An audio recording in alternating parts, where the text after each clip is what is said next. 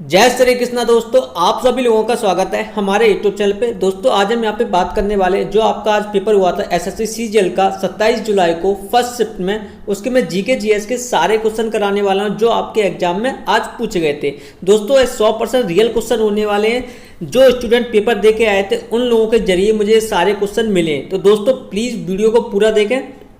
दोस्तों अगर आपने मेरे चैनल को सब्सक्राइब नहीं किया तो प्लीज़ सब्सक्राइब कर लेना। इससे आपको फ़ायदा ये होने वाला है, अब आपका CHSL का और MTS का पेपर आने वाला है। अगर आपको हर शिफ्ट का सॉल्यूशन चाहिए, हर शिफ्ट का एनालिसिस चाहिए तो आप हमारे चैनल से जुड़ सकते हो। मैं CHSL और MTS का डेली शिफ्ट बाय एनालिसिस कराऊंगा और आप तक तुरंत पहुँचाऊँगा। कोई भी क्वेश्चन आएगा आप तक पहुंचाया जाएगा। तो प्लीज़ चैनल को सब्सक्राइब कर ले। इस चैनल पे आपको CHSL और MTS का जो आने वाला पेपर है आपको यहाँ सॉल्यूशन मिलता रहेगा।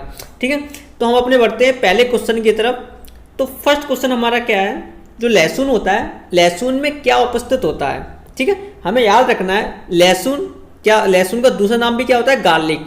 गार्लिक के फायदेमंद गुण इसमें मौजूद एलिसिन कंपाउंड के कारण होता है। जो मतलब लहसुन के जो फायदे होते हैं किसके कारण होता है, एलिसिन कंपाउंड के कारण होता है। ठीक है, अगर मैं इसको और पढ़ूँ, ये फास्फोरस, जिंक और पोटेशियम और मैग्नीशियम जैसे मिनरल से भरपूर होता है। तो किससे भरपूर होता है, फास्फोरस, जिंक, पोटेशियम और मैग्नीशियम से। ठीक है, ये थोड़ा एक्स्ट्रा फैक्ट पड़ रहा है जिससे आपका आने वाले जो पेपर हैं उनमें आपको ये बहुत फायदा करेगा। इनमें से आपके आने वाले CHSL और MTS में इनमें से आपको क्वेश्चन बहुत सारे मिल जाएंगे। ठीक है, अगर मैं यहाँ पे बात करूँ, लहसुन में विटामिन C होता है, विटामिन K होता है, फोलेट होता है, नियासिन होता है, थायमिन भी काफ़ी अच्छी मात्रा में पाया जाता है। तो आपको याद रखना है दोस्तों, जो मैं एक्स्ट्रा फैक्ट कराता हूँ वो आपके अगले शिफ्ट में या फिर आने वाले एग्जामों में जरूर पूछे जाते हैं। ठीक है, अगर आपको एक्स्ट्रा फैक्ट नहीं पढ़ना है तो आप स्किप करके आगे बढ़ सकते हो। ठीक है, अगला क्वेश्चन क्या है हमारा, 2011 की जनगणना के अनुसार सर्वाधिक हिंदू जनसंख्या किस राज्य में है। तो आपको याद रखना है हिंदू जनसंख्या जो है ना हिमाचल प्रदेश में है। सबसे ज़्यादा कहाँ पर है, हिमाचल प्रदेश में। ओके, ये आपको याद रखना है। अगला क्वेश्चन हमारा क्या है, जो हमारा एग्जाम में पूछा गया था, पश्चिम बंगाल में छात्रों के लिए ओपन क्लासरूम स्कीम का नाम क्या है। जो क्लासरूम खोला गया था उस स्कूल का नाम क्या था, ये आपको बताना है। तो इसका नाम है परय शिक्षालय। ठीक है, क्या नाम है इसका, परय शिक्षालय। थोड़ा अगर हम इसका एक्स्ट्रा फैक्ट पढ़ना चाहें तो पढ़ सकते हो। पश्चिम बंगाल सरकार ने प्राथमिक और पूर्व प्राथमिक छात्रों के लिए ओपन कक्षा कार्यक्रम परय शिक्षालय शुरू किया था। तो आपको याद रखना है परय शिक्षालय इसलिए शुरू किया गया था प्राथमिक और पूर्व प्राथमिक छात्रों के लिए। ठीक है, ये आपको पूछा जा सकता है कि क्यों स्टार्ट किया गया था। ठीक है, अगला क्वेश्चन हमारा क्या है, जगन्नाथपुरी मंदिर में कौन सा नृत्य संबंधित है। ठीक है, कौन से नृत्य से संबंधित है। ठीक है, तो आपको याद रखना है जो जगन्नाथपुरी है ना वो उड़ीसी से संबंधित है। किससे, ओडिसी। ओके, अगला हमारा जो क्वेश्चन पूछा गया था, 2022 में नए CDS कौन बने हैं या फिर कौन बनाए गए हैं, ये आपको याद रखना है। तो इसका answer retired lieutenant general Anil Chauhan बनाए गए। कौन, रिटायर्ड लेफ्टिनेंट। तो थोड़ा हम इसके बारे में एक्सप्लेन पढ़ते हैं कि मतलब इनको क्यों बनाया गया या फिर क्या इसका रीजन था। ठीक है, भारतीय सेना के रिटायर्ड कौन, लेफ्टिनेंट जनरल अनिल चौहान देश के दूसरे CDS हैं। ध्यान रखना है आपको, दूसरे CDS हैं।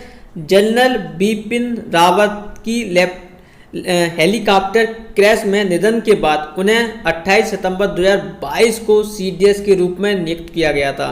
ठीक है, आपको याद रखना है जनरल बिपिन जो थे रावत की हेलीकॉप्टर क्रैश में निधन के बाद उन्हें 28 सितंबर 2022 को CDS के रूप में नियुक्त किया गया था। ओके, ये आपको याद रखना है। अगला क्वेश्चन हमारा क्या है, केलुचरण महापात्रा का संबंध किस शास्त्रीय नृत्य से है। तो आपको याद रखना है ओडिसी नृत्य से है। थोड़ा इसका एक्स्ट्रा फैक्ट पढ़ना चाहो तो आप पढ़ सकते हो। ओडिसी नृत्य में केलुचरण महापात्र के भारी योगदान के लिए उन्हें संगीत नाटक अकेडमी पुरस्कार से सम्मानित किया गया था। ठीक है, आपको याद रखना है 1966 में उन्हें केलुचरण महापात्र के भारी योगदान के लिए संगीत नाटक अकेडमी पुरस्कार से सम्मानित किया गया था।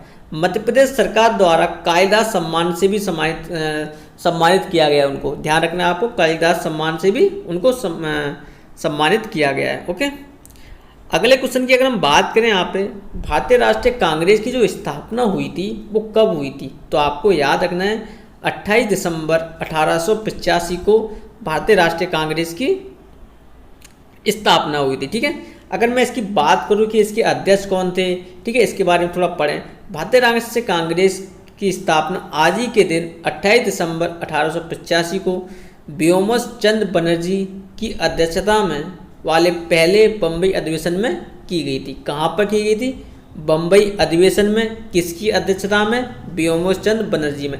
यह आपके आने वाले एग्जाम या फिर इसी शिफ्टों में आपके क्वेश्चन पूछा जा सकता है। ध्यान रखना है आपको, कहाँ की गई थी? बम्बई में की गई थी। किसकी अध्यक्षता में की गई थी? ऐसे क्वेश्चन आपसे पूछ लेगा भाई, तो इनको स्किप करने की गलती मत करना भाई। ठीक है, जो रिक्की केज है ना, रिक्की केज किस एल्बम के लिए पुरस्कार उन्होंने जीता था? तो आपको याद रखना है डिवाइन टाइटस के लिए उन्होंने अपना जीता था। थोड़ा एक्स्ट्रा फैक्ट पढ़े हम इसका, बेंगलुरु के वो संगीतकार। ठीक है, रिक्की केज ने डिवाइन टाइटस के लिए अपना तीसरा ग्रैमी पुरस्कार जीता था। और उनका जो जन्म हुआ था, उनका जन्म कहाँ हुआ था?